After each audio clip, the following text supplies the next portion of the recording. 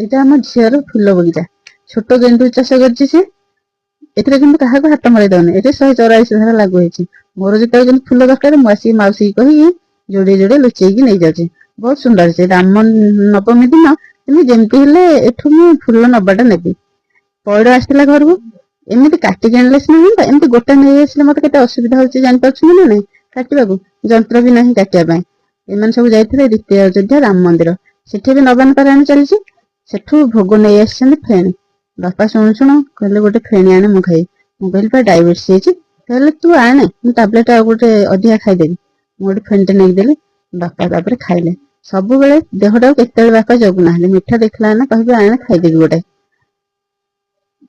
ମାଉସୀ ଆଜି ବଡି ପକେଇଛି। ଖରା ଯେହେତୁ ଆରମ୍ଭ ହେଇଗଲା, ସେ ତାର ବଡି ପକେଇବା ଆରମ୍ଭ କରିଦେଲା। ମୁହଁ ଲୁଚେଇକି ସେପଟ ଦୁଆରେ ବସିଛି ବଡି ଜଗିକି। ବାପାଙ୍କୁ ଏପଟ ଦୁଆରେ ଜଗେଇ ଦେଇଛି ବଡି। କହୁଛି ବଡି ତମେ ଜଗିଥା।